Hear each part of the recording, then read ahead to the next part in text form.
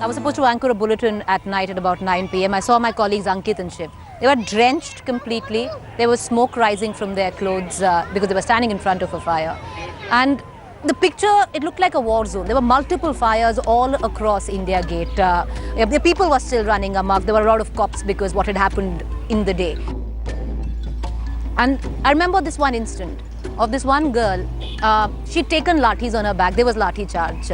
There was tear gassing. She was also drenched. But she, along with 15 of other people, was standing right there with me. And the only thing that she wanted to say was that I know, because the mob never has a leader. I know what went down. But I'm still here. Listen to me. We want justice! We want justice! We want justice!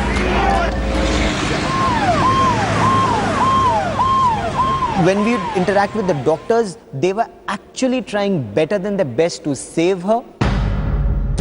We have with us Dr. Athani, the MS of Safdarjung Hospital, to give us more details about her health condition. Sir, what is the latest health condition of the girl, sir?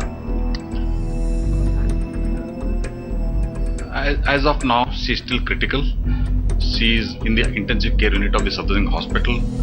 Her vital parameters, though, are very stable. Sir, you and other doctors have been quoted as saying that this is one of the worst cases you've seen so far. So why do you say so? Yes. This is worst, or I would say exceptional injury that we have seen, confronted with. Because such an extensive damage to the intestine, along with the genital tract.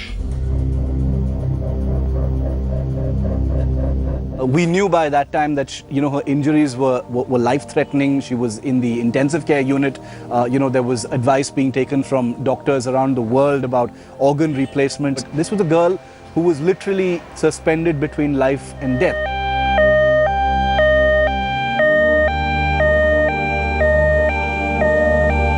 There was a point when we realized that the girl we had been fighting for, as journalists we'd been reporting for, and the thousands of people who had been gathering at different spots in Delhi, they were all hopeful to the point she passed away.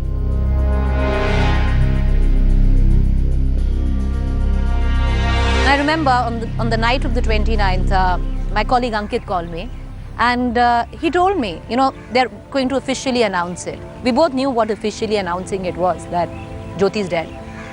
I went off to sleep. But what really hit me was the morning after.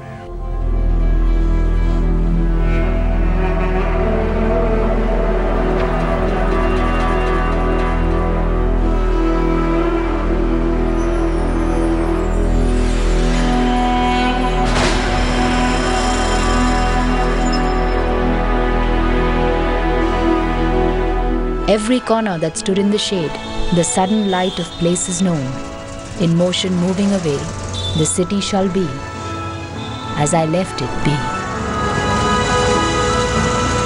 The sound of traffic that passed me by, I dreamt to be. I lived to be.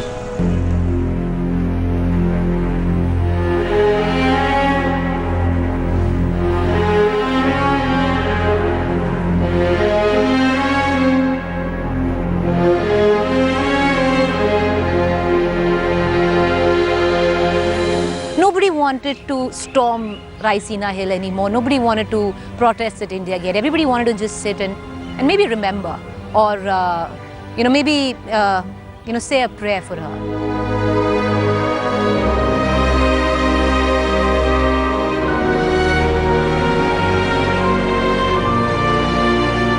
इस पूरे हादसे में एक incident जो मुझे याद आता है, जो कि लड़की के फादर को इंटरव्यू होने के बाद लड़की के फादर से मेरी बातचीत हो रही थी और उनका मैंने एक फोनो जो है अपने चैनल पे अटैच किया था।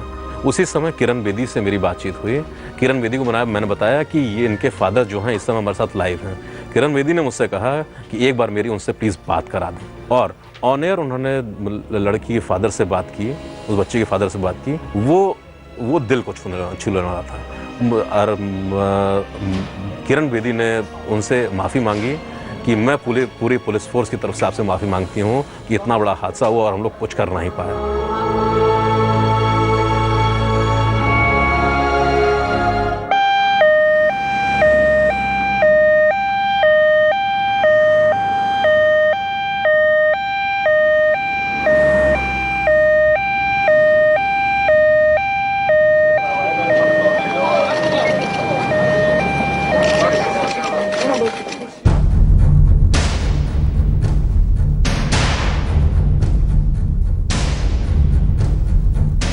were just outside the courtroom because the court, we were not allowed inside. There were so many people.